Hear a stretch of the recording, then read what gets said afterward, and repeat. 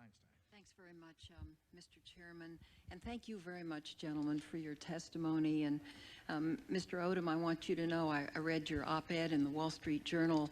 We're going to have Director Free before us on Tuesday, and I look forward to asking him some questions related to it. And Mr. Hamilton, it's great to have you back again. It's wonderful to see you. Thank you. A very respected member of the House. When I came to this committee about a year and a half ago and realized the vastness of the intelligence operation of this country and how diffused it is, spread across so many agencies, with nobody really at the helm, it became very apparent to me that a director of national intelligence was really important. So in June, I introduced that legislation, which would create a director of national intelligence, which would give him program authority and budget authority, so that he would have the wherewithal to really oversee this disparate community and to move deck chairs on the Titanic, so to speak. I sent out a dear colleague. I got back virtually no response. It's before this committee now. One response I did get was from Mr. Tenet, and in a letter dated August 17th, August 27th, which, Mr. Chairman, I'd like to enter into the record if you would give me permission to do so. Without objection. I'd like to read a brief part of that letter and then ask you to comment on, I think the feeling is genuine and heartfelt. I have a hard time understanding it because the legislation really prevents this from happening. He says, we share the common goal of a robust intelligence community. I am concerned, however, that the bill would have the unintended effect of weakening rather than strengthening the IC and the CIA. It is my belief that the head of the IC must have a direct relationship with and a more than illusory control over the CIA. The Director of Central Intelligence's authorities as head of the IC are amplified by the CIA's unique position as the United States government's primary all-source intelligence analytic agency, and by its central role in covert actions and liaison with the intelligence and security services of foreign governments. I believe that dissolving these links, which I'm not talking about, but dissolving these links would weaken the community. Thus, I cannot support the bill at this time. After Congress has completed work on the establishment of a Department of Homeland Security, the administration will be in a position to consider whether changes to the organization of the elements of the IC are needed. Now, he offers the rationale. On the other hand, we have this very territorial series of a dozen or so agencies, each of whom relate to various aspects of the State Department, the Defense Department, Central Intelligence Agency. And in this new world, we're spending a great deal of money, and yet there is no real unity of structure and no ability to tailor the community based on specific needs. I'd love to have the comments of each of you, if I might.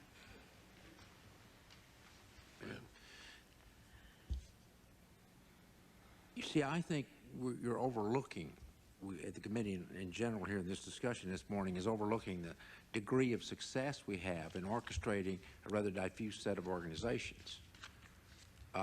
In the counterintelligence area, where you have the agency in the Attorney General's department, and it isn't really an intelligence organization, but a law enforcement organization, and when you combine that with the fragmentation among border control departments, we get a real mess. And that's what's caused all the problems. To conclude from that you have the same kind of fragmentation problems in the intelligence community, I think is not valid. I disagree with some parts of this. I don't think you weaken the community by having the DCI separated from, if you want to call him the Director of National Intelligence, it's fine. But, and I think there's a little misunderstanding here on what we really mean by this. If you mean making the DCI separate from the Director of the Central Intelligence That's correct. Agency. That's essentially it. All right, then that's the DCI could be the DNI for that matter. Absolutely, and that I'm very much in favor of doing that, and I think it would be a very effective. It could be a very effective arrangement. I find technical difficulty, legal difficulty, and just operational difficulty with giving budget execution authority to this individual inside other departments. Having been under the program management control of a central authority, I find that reasonably effective. I felt very much constrained and kept in line. What I saw lacking was the inability of the staff under the DCI to structure the input-output relationships so we could get an effective budget together. And he was the prisoner of the CIA on this, and the NRO, and other parochial players. And it's freeing him up to where he will impose a program planning budget, a structure system that I think will empower him as much as budget execution authority. Let me say that we draw an analogy between space and intelligence. Okay, all right. Everybody thinks that NASA is in charge of space in this country. Space is a place, not a mission. There are many missions in space. The Commerce Department has a mission in space. It's weather. There's a private sector, telecommunications, the university, science, the intelligence community. There are a dozen other missions in space. Now, can you centralize all those under one czar of space in a single department in the U.S. government? No, and it's kind of a mess. If you use the DCI program management model, you'd have a director of space, and he would have to look over every budget where there's space involved and put them together and say, am I funding adequately each? Which one should I give a plus up? And you get overall comprehensive look, and the Senate then could find out of the House what the input-output relations are. He doesn't have to be able to execute those budgets to cause that to happen.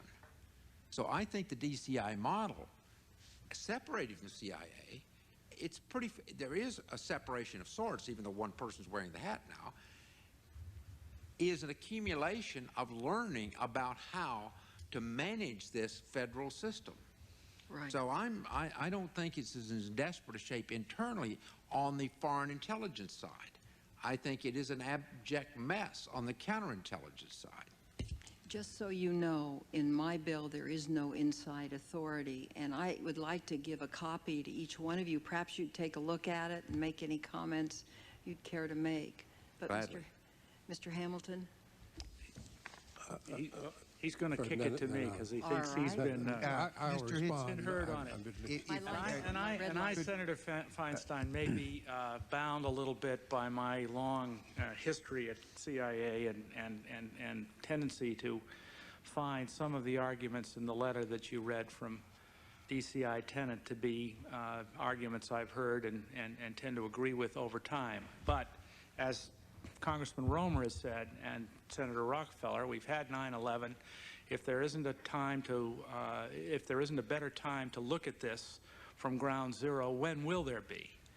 And it strikes me, you know, in 1947, you had the creation of the National Security Council, which was intended to do for the President of the United States some of the things that you're talking about putting in the responsibility of a Director of National Intelligence. It was the National Security Council, on behalf of the Secretaries of State and Defense, the President and Vice President, were going to tell the DCI how to organize the collection and, more to the point, the analysis and dissemination of intelligence. President Truman was tired of reading 115 million reports.